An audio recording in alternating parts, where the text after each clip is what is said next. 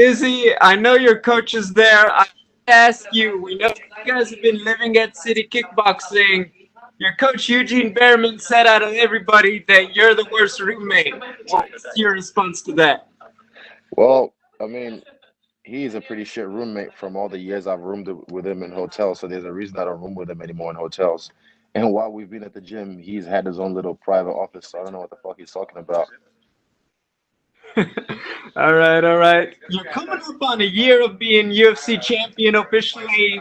How is it hmm everything you imagined it would be or different?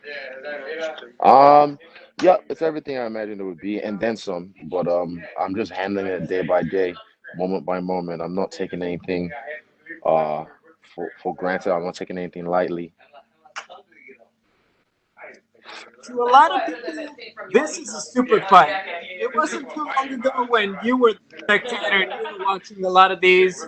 What were some of your favorite super fights back when you were coming up?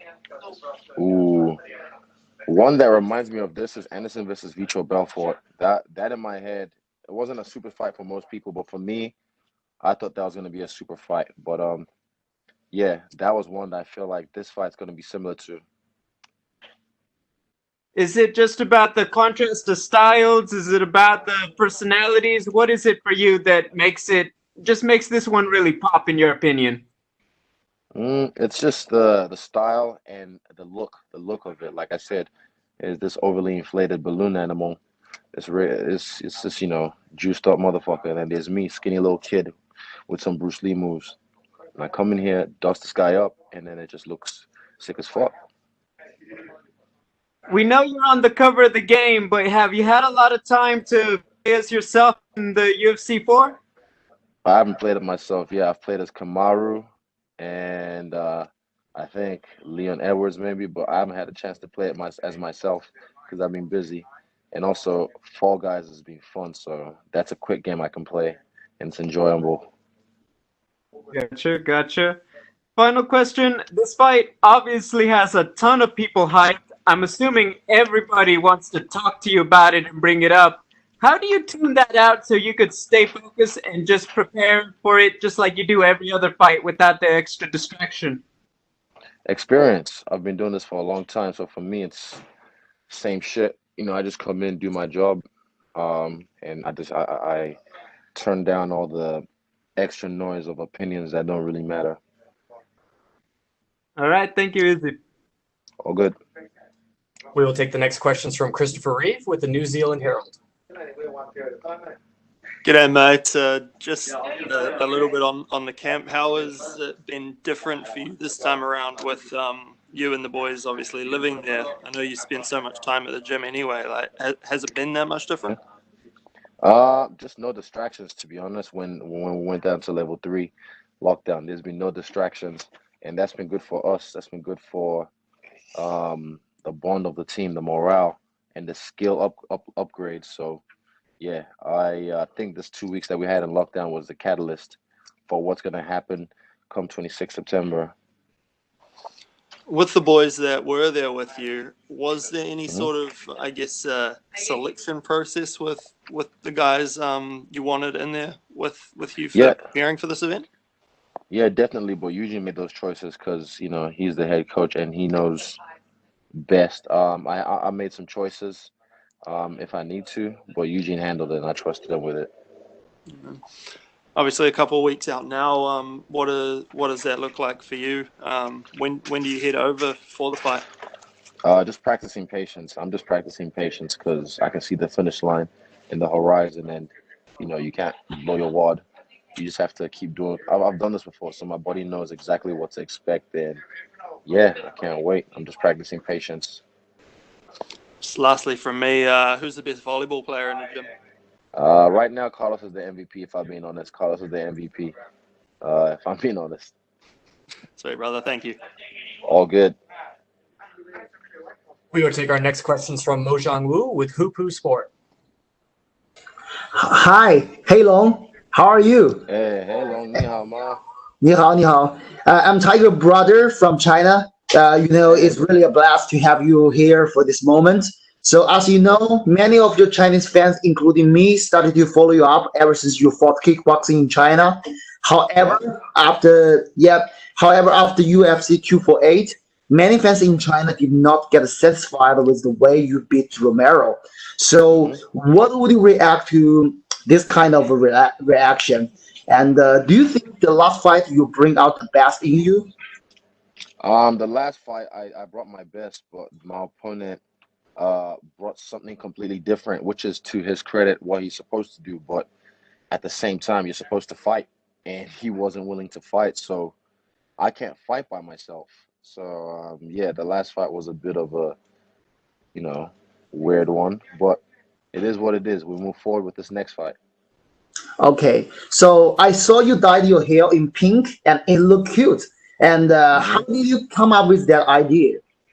The idea to dye my hair pink, just I don't know, not really. It wasn't really a long thought process. I just felt I wanted to be pink, so I did it.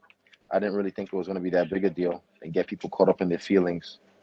But now you cut out all your pink hair, and you said you are going back to the old Yeah, school style. Yeah, right. So does yeah. this move indicate that you have prepared a combat mentality before this fight is approaching? Not really. No, I'm just doing it because I feel like the pink hair is abnormal, but I don't want to give. I'll explain why after the fight why I took the pink hair off because it was also because I dyed my hair a lot from being blonde bleached to pink. It's just not good for the hair. That's the first reason. But also I explained the reason why tactically after the fight. Thank you. Okay, I got a last question for you. So Hmm. have you watched that latest video from Paulo Costa? He predicted the fight Mm, through a mocking manner. In that uh, video, yeah, Paulo Costa chased down his opponent and knocked him down with a left kick and raising up his hand, claimed the victory. So what would you react to his prediction? And do you think that kind of a mental warfare he brought up would impact you any prior to this fight? no, it doesn't really bother me. He can make any kind of tapes he wants to make. I'm just gonna keep doing me as I always have. All right, all right. So best wishes on you for this title fight, and you are a great champ. And I'm really looking Awesome. forward to meet you in person in China. Ha ha ha. Shisha. Thank you very much. Thank you so much. Thank And tell you. my Chinese fans, well, I Jungle. Okay, all right. Thank you. 谢谢黑龙。Ha. We will take the next questions from Gustavo Falden with ESPN Brazil. Very well, man. What's up? First of all, you said at the beginning of the interview that you thought that the hype from this fight, you against Costa, was similar to Anderson Silva versus Vitor Belfort. Why is that? In what aspect? Not the hype. I'm talking about the look of this fight. You know, Vitor's a guy who's a marauder, who's a beast, who has a lot of good flurries as well, and just the style of the fight. I'm saying, just the look of it. And I'm a fan of both guys, Vitor Belfort and Anderson Silva. I came up watching them, but just saying the look of it is just what I see. That's what I feel. And you're gonna be on the Anderson Silva side of the. I'm gonna be on the Israel Adesanya side of the equation. And what do you think that you and Paulo Costa nowadays, you guys have forged the biggest rivalry in the UFC with all the past trash talking, etc. The level that you guys are at. No, really, no, I don't think so. I'm just enjoying myself, poking fun at the bear as he wallows away in his own fucking piece of shit. But yeah, let him do him, and I'm gonna keep doing me. I'm not bothered. Throughout his career, Costa has always been accused of doping himself. What do you think Hmm? of that? I think he is. And does that worry you for the fight? Okay, can you answer me a question? What happened to Romero's last fight with Uriah Hall? What happened? I honestly don't remember. Sorry.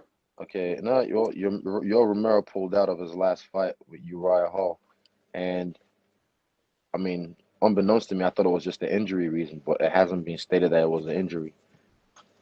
And there's yeah, I'll just leave that as allegedly, but some things are not being spoken for that should be spoken for, but no one's asking the right questions. I don't really like it doesn't bother me. I beat Romero. If something comes out and he popped, I still beat him when he was juicing. So I said this about Costa. I'm gonna pop him before USADA does, and I plan on doing just that. And what's the strategy to fight a guy like Costa? Fuck him up. Okay, appreciate it, Israel. Good luck on a fight. My man. Thank you, sir. We will take the next question from Clay Wilson with RNZ. Izzy, how are you, mate? What's up, man? Hey, just wondering, especially coming off the back of what happened in the Romero fight, what does a potential victory represent to you in this fight? Good question. What does a potential victory represent to me? For me, I just feel like Roy Jones Jr. when he said, "Y'all must have forgot," and this is only after one fight that this didn't live up to what I expected it to be, because I expected it to be a finisher. Yeah, I just feel like Roy Jones Jr. when he said that, "Y'all must have forgot."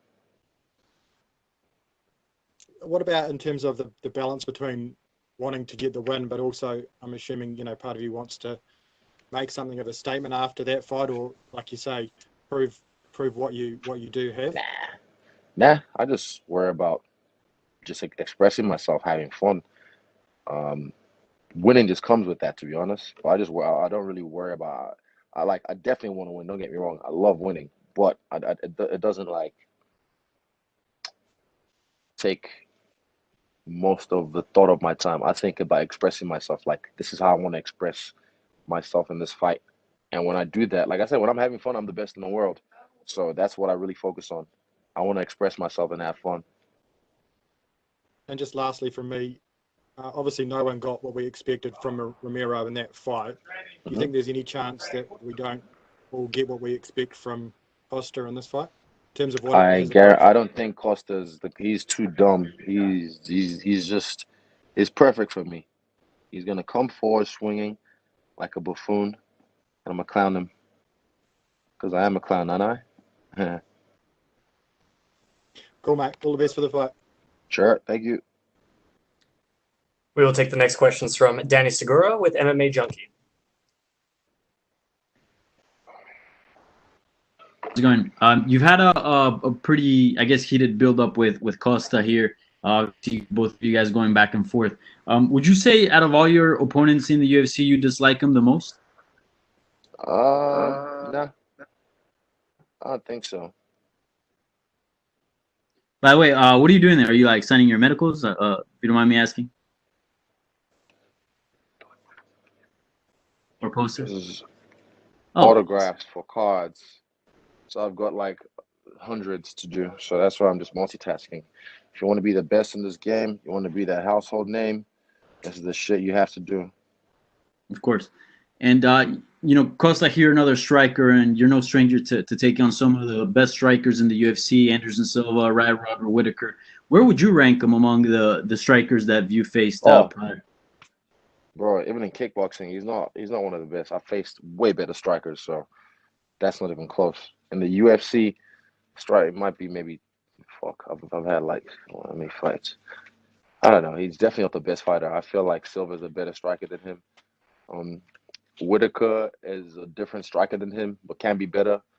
Yeah, he's definitely not the best striker I fought. For sure. He's dangerous though. That's one thing you have to remember. He's dangerous. But he has to remember, so am I. Yeah. And lastly, it was announced that John Jones is moving up to heavyweight. I know at one point when he was at light heavyweight, there was some traction there and some trash talk, and a lot of people were maybe hoping of a potential fight between you two. With this news, do you kind of see that possibility as kind of dwindling down, or do you still have that in mind that potentially one day you guys can throw down? Nope, still have that in mind. That's still part of my plan. But just ask you this: how many years has John Jones been in the UFC? Long time. Exactly, and he only just moved up in weight, right? Mm-hmm. So why would he or anyone else expect me to move up in weight when I just got the belt, rather than defend my belt like he has and create a legacy before jumping up in weight? So I'm sticking to my plan. I'm never gonna let anyone make me fold or make a move ahead of schedule, and I'm sticking to that plan. Yeah, for sure. All right, man. Best of luck. Thank you. Thank you. We will take the next questions from Guy Havelt with One News. Hey, Israel, thanks for doing this. Just All on good. that signing stuff, how much of that do you have to do on like a daily or weekly basis? Weekly not so much, but this is for a company, Tops Cards. These can I get a give me a just to show them an example of one of the Tops cards. So this is the Nice. ones I signed on the cards, but then some of these ones I signed on the sticker that they put on. That's the other version. But yeah. So it's this is just work. And if you don't mind me asking as well, you've been quite outspoken, I suppose, about racism in New Zealand. There's a lot of racism, I suppose, around America and a lot of issues there. Do you, I suppose, in a walkout to a fight or anything like that, do you use it as an advantage to kind of take a stand against that sort of thing? We've seen it in the NFL and in the NBA and that sort of thing. No, well, I do that in my life every day. I'm a walking poster for it because I've experienced it, you know. So I don't when I'm working, I'm working. Yeah, and I understand like guys like Ali, one of the greatest human beings of all time, not just athletes, human beings of all time, takes a stand against shit like that. And I've done that in my own way. But yeah, I observe first, and I don't want to react lately. Like lately, I respond rather than react. That's something that the world can learn from. Respond, don't react, because that's what they want. They want you to react so you can act, and they can have an excuse to, you know. You spend a lot of just lastly from me, you spend a lot of time in America. Does it sadden you what you see almost weekly these days over there in the news? Yep, 100%. Like sometimes I have to. I don't watch the news to be honest, but like sometimes I just log out of my Instagram and I put my phone away, and when that itch comes back and I go check it, I'm like, oh, I've logged out, and I remember why because sometimes.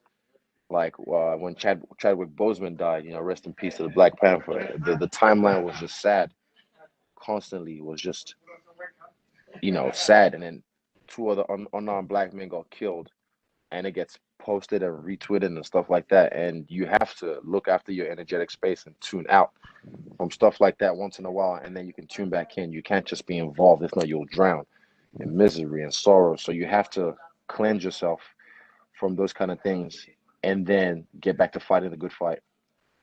Good man. Appreciate your honesty. Thanks, mate. All good. We will take the next questions from Ezekiel Berganzi with Super Luchas. Hello, Israel. How are you? I'm very well. What's up, Ezekiel? Fine. My first question is, you know, you faced almost all the big names in the middleweight division. Paulo Costa, it could be the last. So, what do you think about that? All about your resume in your UFC career so far? I think for a guy who jumped in just over 2 years ago and became a champion and defended his belt twice already, I'm not doing too bad. My resume is pretty tight, but to be honest, I look at a guy like Anderson Silva's resume, and I want to clean that. Like that's something I definitely want to like dust. But if I don't, because of unforeseen circumstances, you know, in life, we'll see. But that's something I'm not done. I'm far from done. I'm only here. I've only been here like 2 years, man. You guys aren't even seen the best of me yet. And one interesting thing that you said is that the legacy, now talking about the legacy, do you think that fighters are looking too much now for a prize fight or super fight or jumping about divisions? I think so. And that's why I didn't. And that's why someone asked me before about John Jones jumping up to heavyweight. And I said, well, he's been in the UFC damn near over 10 years, and he's only just jumping up to heavyweight. And everyone's expecting me to do it after 2 years. It's like, dude, I want to do what got me to the dance because the division was held up for so long. So I want to do what got me to the dance and just keep fighting in my division and defending my belt and creating that legacy, you know? And then you jump up along the way, like the way a guy like Anderson Silva did. And, you know, today was a couple of hours ago, the UFC Media Day between Michelle Watterson and Angela Hill. And she is the first African American woman to headline an UFC event. So, what do you think about all these achievements for black athletes in this particular year that black athletes are really taking a stand against racism, like the NBA players? What do you think about all this context and you being such an important figure now for black people and sports in general? I think it's dope. I think athletes, not just black athletes, but every athlete should take a stand against what's happening right now in the world, not just with racism, but fuck, there's racism's been around for so long. Mhm. We've always known about it, but there's shit we don't know about that we're just finding out about that's gonna come out, and it's interesting watching the way this the best TV show to watch right now for me is Earth. The Earth right now is a very interesting TV show, but I'm grateful to be in New Zealand enjoying it. It's still fucked up just watching what's happening, but like I said, I'm grateful to be in New Zealand enjoying the show. And my last question is about a show today. I finished the Last Airbender again. So, if you, since you're a big fan too, if you have to Of compare, Avatar. yeah, if you have to compare a fight from Avatar to this one Ooh, that you are having soon, ooh, which one will you compare to? fuck, that's a good question. That's a good question. If I had to compare, hold up. If I had to compare a fight, uh, damn, I want to say, I want to say Toph. Toph's introduction when she was fighting in the tournament, when she was the blind bandit and she was fighting in underground tournaments, how she was just smoking everyone. That's how I feel this fight's gonna look, just easy. Thank you very much and good luck on your fight. Cool, thank you. Next question from Damon Martin with MMA Fighting. We talked about this fight a while ago before we think this fight would be, and you talked about where you wanted it to be and the magnitude stuff. But is there a small part of you disappointed that there isn't going to be an audience there, that there isn't going to be a crowd there to kind of react to this fight? No, I think it's perfect to be honest. I think it's happening the way it's supposed to happen. Keep going. Yeah, yeah, sorry. Yeah, I think it's perfect. It's unforeseen circumstances, but I think it's perfect. You mentioned stylistic Anderson and Vitor, but in terms of magnitude, this feels like a really big fight. Like out of the John Jones questions, we're not really talking about what comes next for you because the magnitude of this fight is so big. We're not saying what about this guy or what about that guy. Do you feel that going into this fight, the magnitude of this one just feels bigger? No, no, really. I'm glad it's feeling that way because that translates to pay-per-view dollars or streaming buys. But nah, no, I've kind of like been. I haven't even posted much training footage, so people think I'm sure I haven't really trained for this fight, which they're welcome to. But yeah, I'm just kind of focused on just life and other shit rather than just this for this fight. In terms of matchup, a lot of people look at technical striker against the brawler, a technical guy against a very aggressive guy. I know you talked about, picking apart and seeing a lot of ways you can beat Paulo Costa, but you still have to be, you have to be aware of a guy like that, like him throwing those haymakers and things like that. Even though technically you're the Hmm. more sound fighter, you still have to be aware of that. 100%. Like I say, he's a dangerous man. I said that just before as well. He's a dangerous man, but so am I. And what's gonna be his downfall is his his lacklusterness when it comes to me. He thinks like, oh, he's just gonna walk through whatever I throw at him. All right, I welcome him to try. And last thing from me, you mentioned Oh, sweet. Two your more. legacy and the things you're doing, in this point. You mentioned Anderson probably having his retirement fight at the end of October. I respected a lot when you fought him. What would it mean to Mm. you to be able to kind of approach those kind of records and do the kind of things that Anderson did and top those in your career? It's history. That'd be special. That is what I'm aiming for. He is the greatest middleweight of all time so far. But now I'm here, and I fought him, and I've beat him, and I'm racking up my own XP points for my legacy, and it's been an honor, man, watching him do his thing. And I'm glad Uriah Hall stylistically, that's a dope fight to have I thought I would have been a good send off for him, like I said, he brought me to the game, so I would have taken him out. But Uriah Hall's a dope send off fight stylistically for him. It'll be beautiful to watch. I hope they both bring it.